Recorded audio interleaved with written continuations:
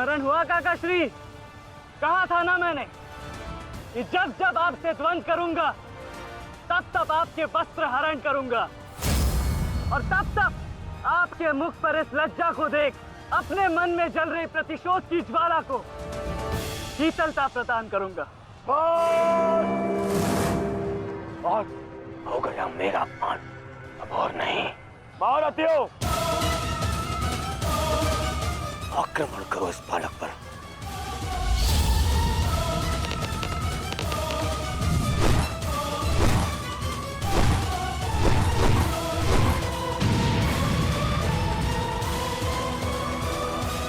एक क्या रहे, अपने धर्म का पालन कीजिए, मेरा प्रतिशोध लीजिए, आक्रमण कीजिए आचार्य।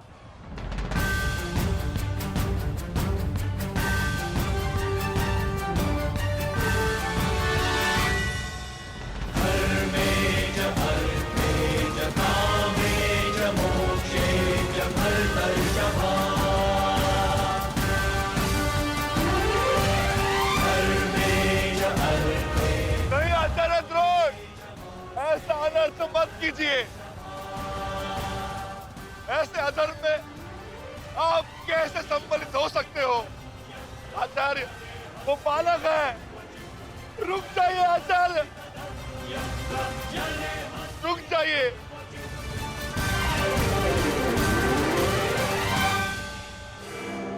अपना दिया वचन स्मरण है ना पिताश्री? इस बालक की शक्ति इस रथ में है जो इसे सुरक्षित की हुई है।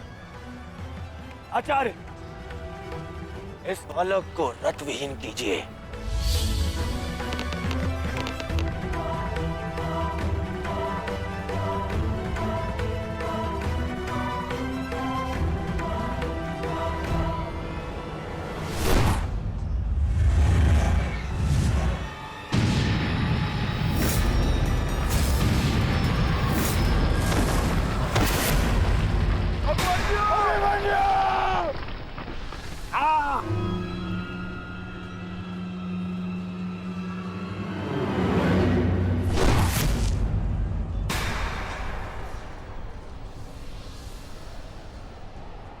माधव, मुझे कई बार चोट लगी, परंतु इस चोट की पीड़ा का भान मेरे मन को विचलित कर रहा है। कहीं ये कोई संकेत तो नहीं?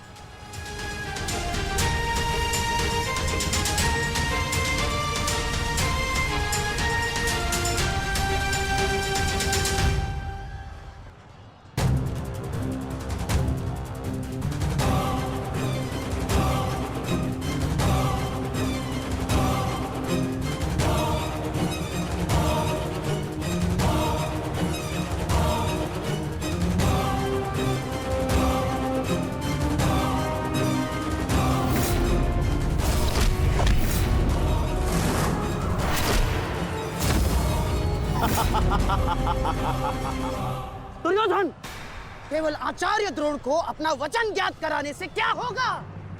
इतने अपमान के पश्चात भी अंगराज कर्ण तो जो के त्यों खड़े हैं।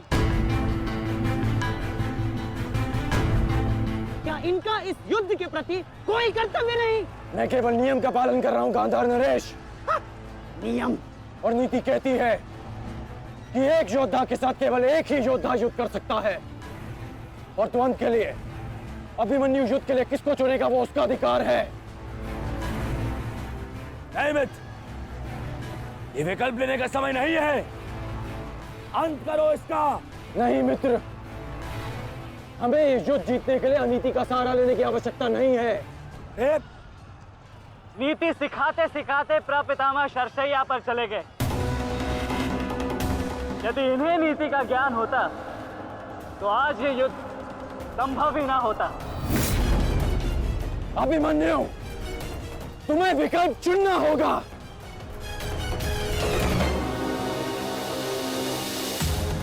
तो फिर मैं आप सबको वन के लिए चुनता हूं।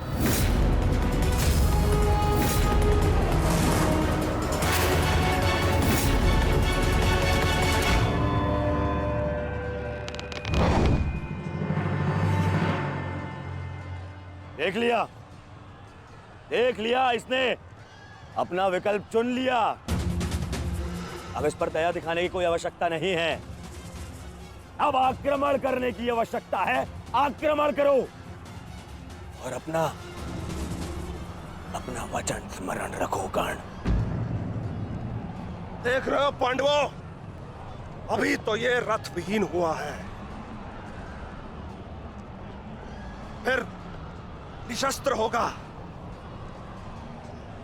और फिर प्राणहीन।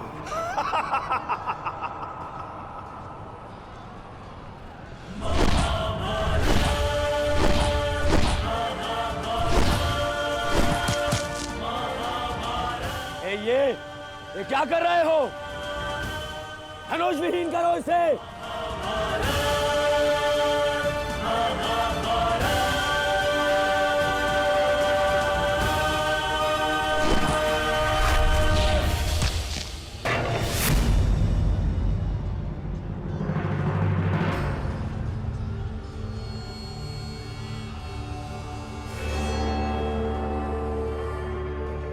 ठहरो में स्मरण रहे, इसे इतनी सरल मृत्यु नहीं देनी है। सूर्यास्त होने तक इसकी श्वास इससे अलग नहीं होनी चाहिए। अबे इसमें बहुत पीड़ा सहनी शेष है। मित्र, ये एक योद्धा है, इसे योद्धा की मृत्यु दो। अरे योद्धा नहीं है ये, उन भगोड़े पांडवों का मेला रक्त है। इसे बहना होगा। मित्र जागो, जागो मित्र, और प्रहार करो।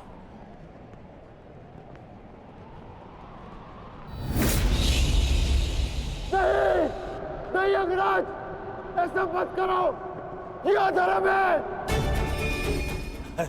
अधर्म? अंगराज!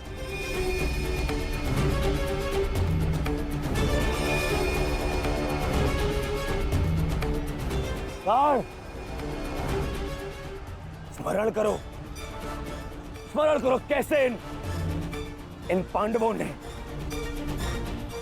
तुम्हारे पुत्र को मारा था।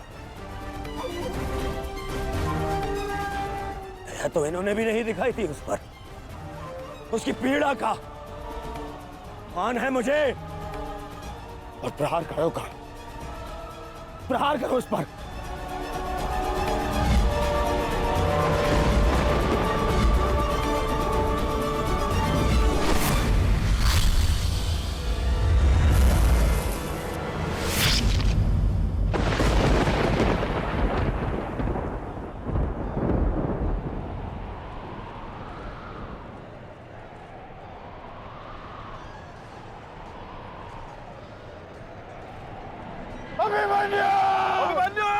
पुत्र!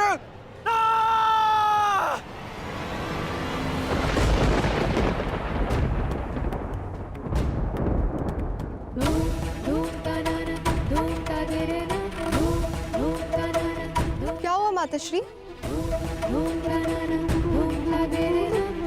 उत्तरा बस ऐसे ही। एक बात कहूँ माताश्री, आज मन कुछ विचलित सा हो रहा है। आज से पहले ऐसा कभी नहीं हुआ। अरे तो रोज ही युद्ध पे जाते हैं, परंतु आज कुछ विचित्र सा अनुभव हो रहा है। चिंता करने की कोई आवश्यकता नहीं है उत्तरा। मेरा पुत्र महावीर है और फिर उसे सभी पांडव, पिताश्री, ज्येष्ठ, उनकी सुरक्षा भी तो प्राप्त है। मुझे पूर्ण विश्वास है अभिमन्यु विजयी होकर लौटेगा और तुम उसका तिलक करोगी। हे सूर्यदेव, आज तनिक शीघ्र अस्त हो जाओ। मेरा पुत्र बिना सुरक्षा कवच के युद्ध में गया है।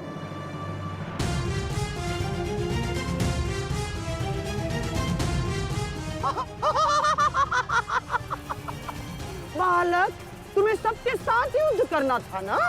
करो, करो यो।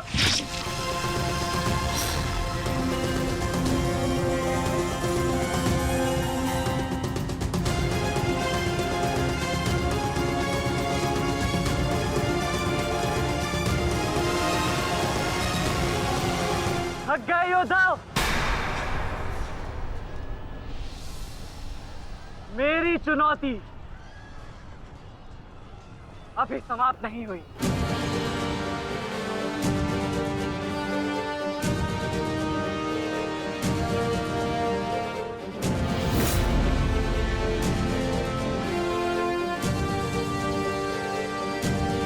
आचार्य द्रोण, देख क्या रहे? प्रहार कीजिए इस पर।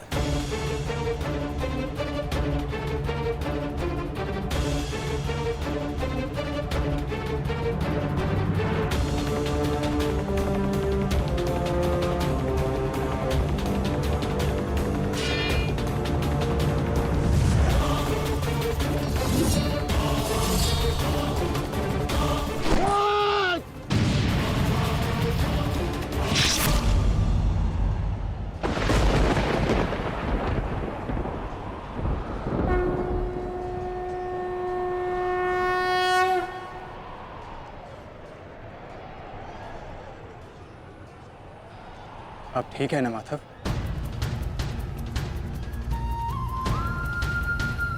आपको कोई क्षति तो नहीं पहुंची? युद्ध में तो क्षति पहुंचती ही है पार्थ, किंतु इस पीड़ा को सहना एक योद्धा का कर्म और धर्म होता है। समय की मार को तो स्वयं ईश्वर भी नहीं टाल सकते। त्रिगर्ता सेना का नाश करो पार्थ।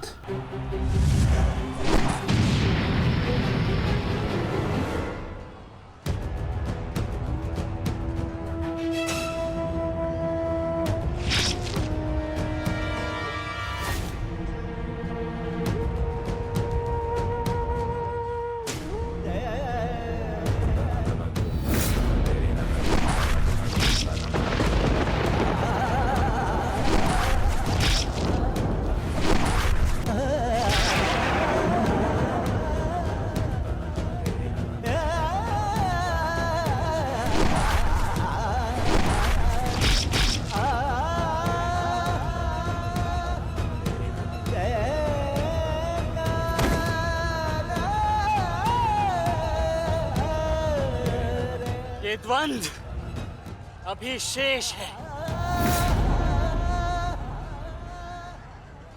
मैं महारथी अर्जुन का पुत्र हूं, महारथी भीष्म का प्रपुत्र, वासुदेव कृष्ण का भांजा।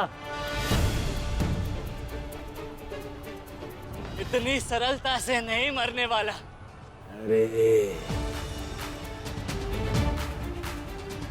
ये द्वंद्व अभी शेष है।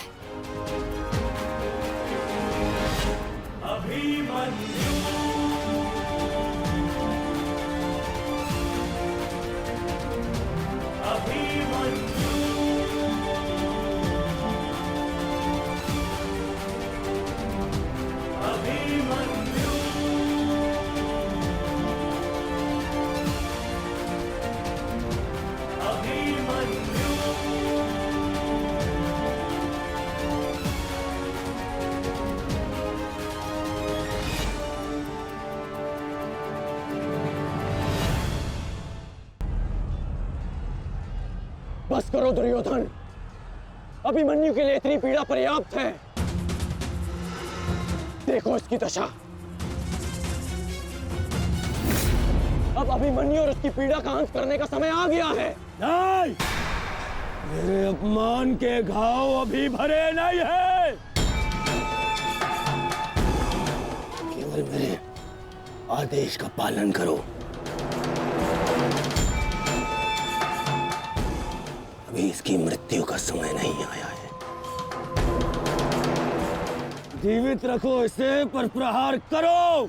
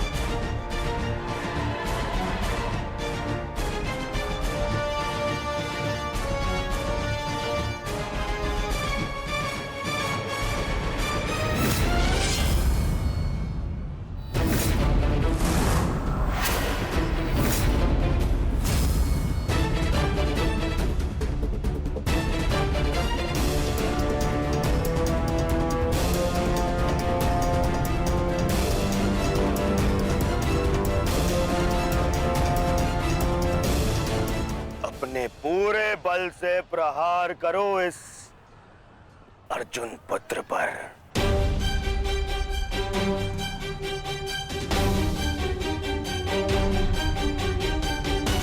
और स्मरण रहे,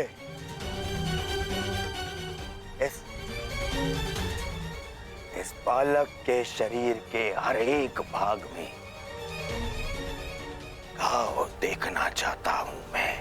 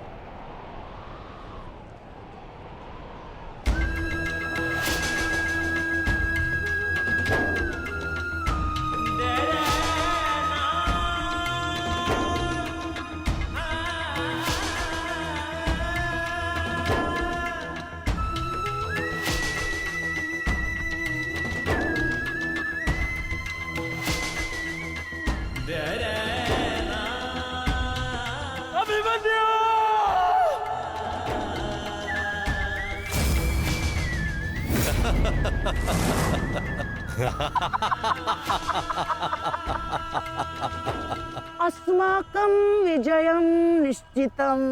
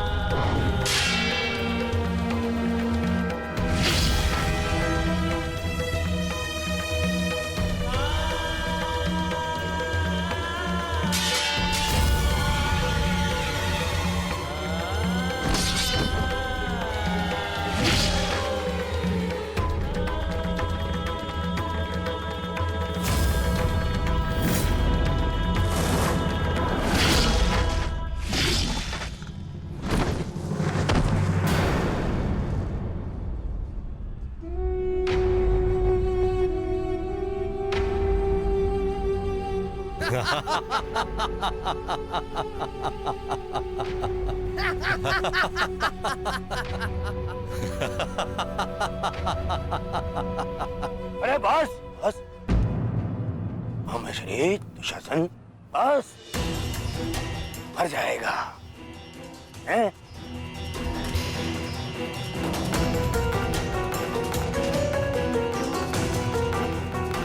क्यों? इस बात की प्रतीक्षा है? इतना पर्याप्त नहीं? चल भीख मांग मुझसे, मैं तुझे मृत्यु दूंगा भीख में। आजा, मांग भीख। बड़ों के समक्ष हाथ भीख के लिए नहीं, आशीर्वाद के लिए बढ़ाते हैं काका श्री।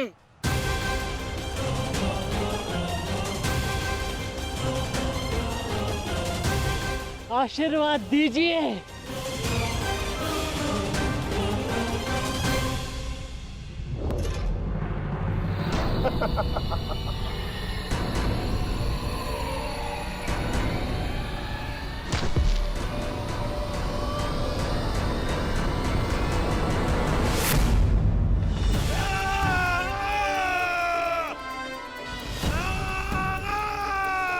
अभिमन्यु